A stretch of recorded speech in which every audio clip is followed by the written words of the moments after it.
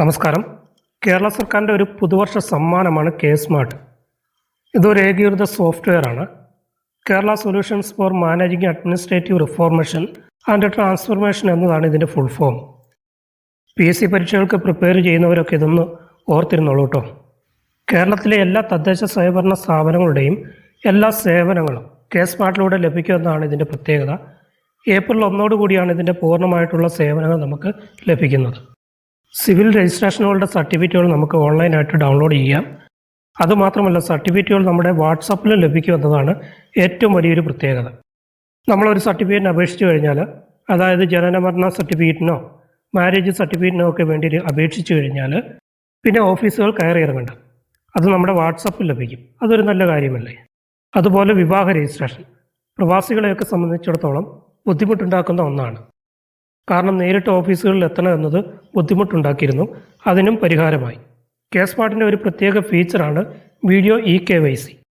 അതെന്താണെന്ന് ചോദിച്ചാൽ, ഒരു വീഡിയോ കോൾ വഴി വരനും വധുവും എവിടെയാണോ ഉള്ളത് അവിടെ ഇരുന്നുകൊണ്ട് എല്ലാ രേഖകളും സമർപ്പിച്ച് വിവാഹ രജിസ്ട്രേഷൻ നടത്താമെന്നുള്ളതാണ്. അതിൻ്റെ സർട്ടിഫിക്കറ്റ് വാട്സാപ്പിൽ ലഭിക്കുകയും ചെയ്യും.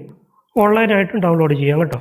അതുപോലെ തന്നെ GSI സാങ്കേതിക വിദ്യ ഉപയോഗിച്ച് പ്ലോട്ടുകളുടെയും കെട്ടിടങ്ങളുടെയും വിവരങ്ങൾ ഡിജിറ്റൽ രൂപത്തിൽ തയ്യാറാക്കുന്നത് വഴി ബിൽഡിംഗ് പെർമിറ്റുകൾ വളരെ പെട്ടെന്ന്, അതായത് 30 സെക്കൻഡിനുള്ളിൽ നമുക്ക് ലഭിക്കുമെന്നത് മറ്റൊരു വലിയ പ്രത്യേകതയാണ്.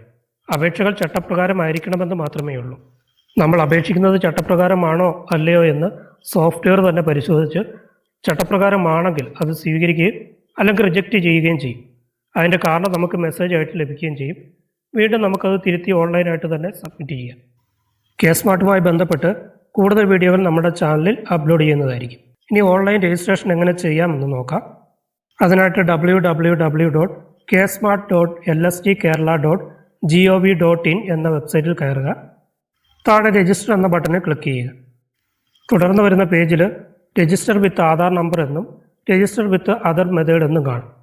രജിസ്റ്റർ വിത്ത് അതർ മെത്തേഡ് ആണെങ്കിൽ ഡോക്യുമെൻ്റ് നമ്മൾ അപ്ലോഡ് ചെയ്യേണ്ടി വരും. അതുകൊണ്ട് രജിസ്റ്റർ വിത്ത് ആധാർ നമ്പർ എന്നത് എടുക്കുക.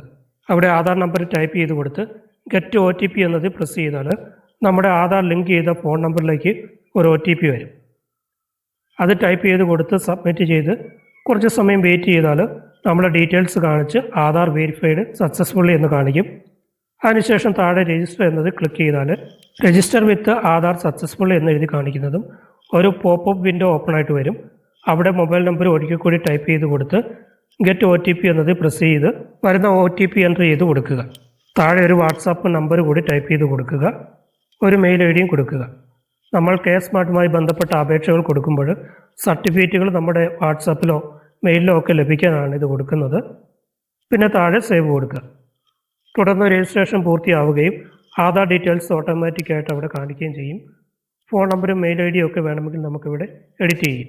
ഇതാണ് ആപ്ലിക്കൻ്റ് ഡാഷ്ബോർഡ്. ഇവിടെ ലെഫ്റ്റ് സൈഡിൽ താഴെ കാണുന്ന ലിങ്കുകളിൽ ക്ലിക്ക് ചെയ്തും മുകളിൽ കാണുന്ന ടാബുകൾ ഉപയോഗിച്ച് നമുക്ക് കെ സ്മാർട്ടുമായി ബന്ധപ്പെട്ട സേവനങ്ങൾ ഉപയോഗപ്പെടുത്താവുന്നതാണ്.